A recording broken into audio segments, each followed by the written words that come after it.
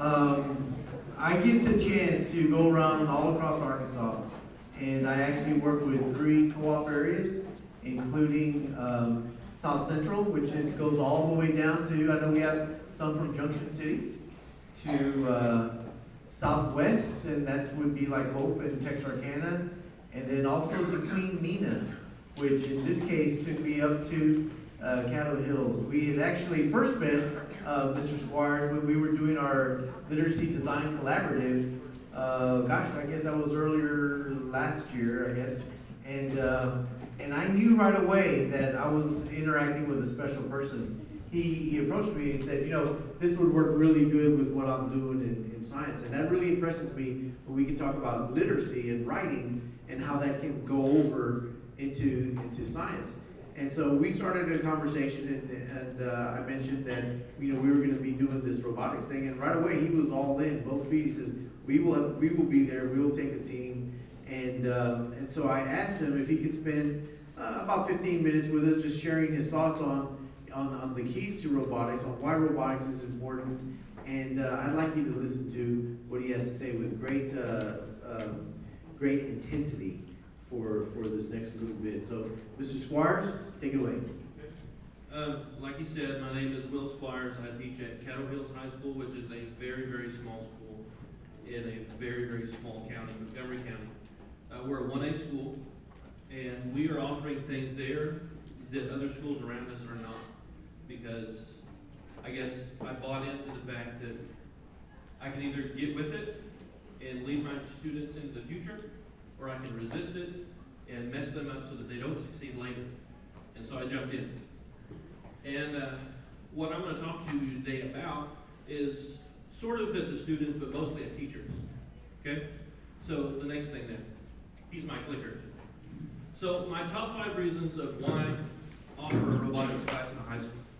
The first one is student engagement is high. You bring real world skills to students. You have students thinking critically.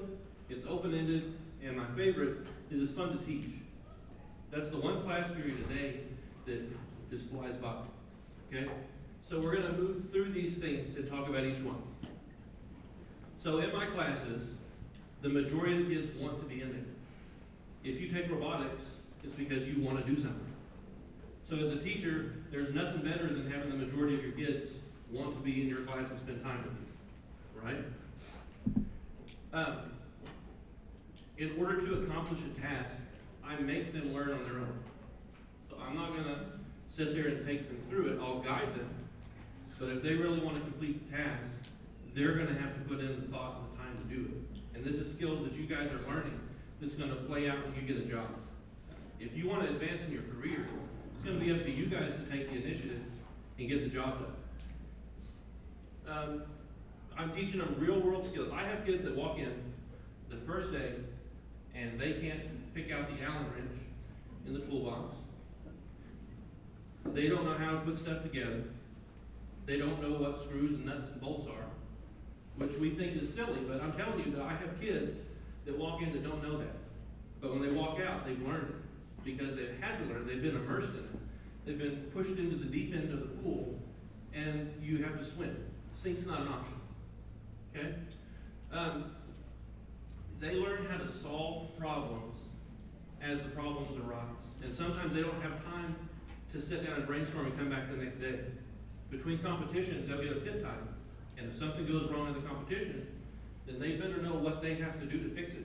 They only may have 5 minutes to do it. They may not have all the parts that they need. So they're learning skills that are not being taught in other classes, not because other classes don't want to teach it, but because other classes don't have time. Robotics is a class that has the time to teach skills to you guys that you need to know. I like that right there where you say, is there a better way? Why is that important? If there's already a way that works, why do we have to do that at all, Mr. Squires? With this, is there a better way? In my class, my robotics class, it's norm-based grading. Not everybody gets 100. Top team gets the 100 for the challenge. So they better ask themselves, can I do this faster? Can I do it better? Can I pick it up better? Can I pick it up faster? Because by doing that, you're making your robot better.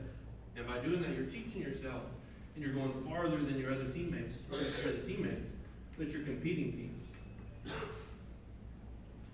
This is probably my favorite thing about robotics, is that it's so open-ended on my end as a teacher. Challenges can come. I can just, I just sort of sit around thinking things up. What can I make them do with this robot? The better thing is whenever I can sit down and ask my kids, all right, we want to build this. What competition can we build around it? And make them come up with the game, make them come up with the rules, so that they are really buying into it, because that's what we want, is students to buy into it, for you guys to buy into it. Okay? The other thing is on this is it fun? I start at the beginning, and a lot of times my kids they'll hit a wall. They won't know what to do. And I'll say, do you need help? And they're like, please help. So I'll sort of get them going a little bit. As the year advances, and you guys probably know this, the teacher asks, do you need help? And the question or the answer quickly turns into, no, I can do it. I can figure it out. So that my students are becoming self-sufficient and supporting themselves because they're diving in on their own. They're learning on their own because they want to. The better thing about this is, and what I want to talk about now, is at my school, we offer 3 robotics classes. Robotics 1, Robotics 2, and Robotics 3. Robotics 1 and 2 are semester-long classes. Robotics 3 is a full year. In Robotics 1, we work with VEX all semester long. They learn how to build it. They learn how to work the gears. They learn how to make chains work. They learn everything there is to know about the VEX except for the programming part.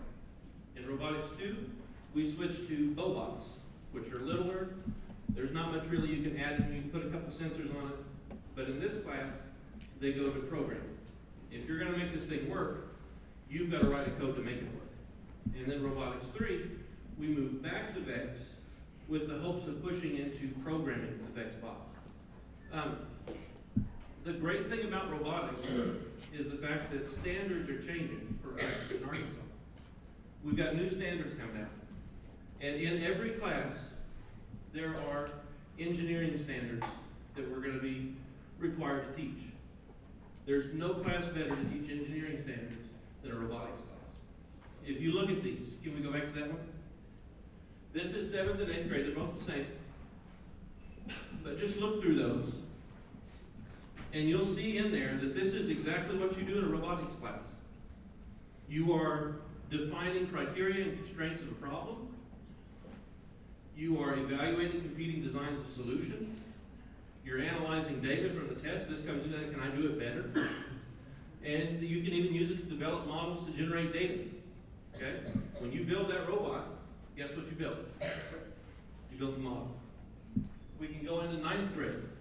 These 2 engineering standards, designing solutions to complex real-world problems by breaking it down into smaller pieces.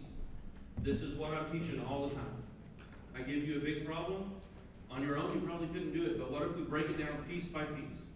And different members of the team work on different parts and come together and put it together. In physics, these are some parts of the physics course that's going to come out that can be applied to a robotics class. So the thing is, as teachers who put a robotics class into a high school, we have what we need.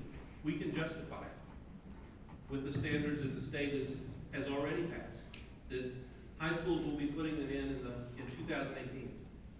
So we have reason and justification for offering robotics in a high school setting or a middle school setting. And I've spoken with the State Department, and they say that as long as us as teachers, when we write our course approvals, can show that we can repeat those engineering standards and go deeper with them every time, you're going to get passed on the course approval. And this isn't just local credit. This is going to be credit that whenever my kids would transfer, there's actually something showing up there, not a blank spot. Okay, so as teachers, this should be great hope that you can offer this in your school. Okay, even better, we're an extremely small school, and we're offering 3 classes of it. One thing that I credit for that is the fact that our administration is very, very STEM oriented. They know that's the future. They know that we are in a very poor county, and we want our students to, I hate to say it like this, but to get out, to go make something of yourself. And I'm saying this to you guys. Don't be defined by what your living condition is. Your teachers are teaching you things in these classes to give you skills to go to these colleges and universities and compete with people that come from top level schools because you've been taught how to problem solve, how to think critically, how to think on the fly, and how to compete with other people. So Mr. Squires, we're down to like 2 minutes, but I did want to ask, in terms of their academic rigor, as far as like what classes to take, should they be trying to take the, the physics and the computer sciences and the algebra 2s and calculus and what's your view and how can that help them? Okay, so with that, my 4 are back there, so raise your hands, my 4 guys. How many of you have taken physics? He's in it right now. Algebra 2? Okay, right now. Do you think that you need physics and algebra 2 to be successful in a robotics class? Yes. Okay, with some of the stuff that we do, where we've got our arm back there, we had to deal with torques. Okay, that's an application from physics, teaching us how do we design this thing so it works. The more advanced classes that you take that make you dig into the material and really grapple and wrestle with it, the better that makes you as a student, and the better that prepares you for what's coming after your high school career. So I would say if you have an opportunity to take the tough class with a tough teacher, jump in there and take it. Don't be afraid because somebody said they're a hard teacher. Love Can I that. make a comment real quick? Okay. Sorry. On the same vein, take these classes and encourage the younger kids under you to take these robotics classes because they're going to have the problem-solving skills they need to succeed in physics, calculus, chemistry. Okay? This teaches you to problem solve, and that's what those classes are all about. Love that. Thank you, Ms. Allen. And thank you, Mr. Squires, for sharing your thoughts. Let's give him a big round.